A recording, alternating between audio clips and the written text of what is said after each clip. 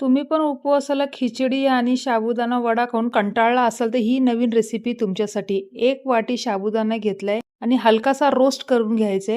Roast झाल्यानंतर आपण त्याला गार करत ठेवूया. गार झालेले साबुदाणे एका मिक्सरच्या भांड्यामध्ये बारीक अशी पावडर करून घ्यायची. भरभराट वाटायची नाही, एकदम बारीक पावडर करून 2 चमचे मी इथं साईडला काढलेली आहे आणि एका भांड्यामध्ये त्याला टाकून घ्यायचे. हिरवी मिरची, कोथिंबीर, मीठ आणि अर्धा लिंबू पिळून घ्यायचे आणि 2 उकडलेला बटाटा मॅश करून घ्यायचे. तुम्ही जिराही टाकू शकता, मी तर जिरा स्किप केलेला आहे आणि व्यवस्थित असं मळून घ्यायचंय. 5 मिनिटं झाकून ठेवून थोडंसं तेल लावून परत एकदा व्यवस्थित मळून बारीक-बारीक टिक्कीचा आकार देते. हो, तुम्ही नीट ऐकलंय, मी टिक्कीच बनवते. नवीन हा पदार्थ आहे आणि तुम्ही शॅलो फ्राय किंवा डीप फ्राय करू शकता. मी तर डीप फ्राय केलेला आहे. तुम्हाला उपवासाला ही रेसिपी तुम्ही नक्की बनवून बघा. श्रावण महिन्यात तुम्हाला कुठली रेसिपी जाणून घ्यायची असेल तर कमेंट करा. उपवास स्पेशल मिनी कटलेट. लाईक करा, शेअर करा आणि सबस्क्राईब करा.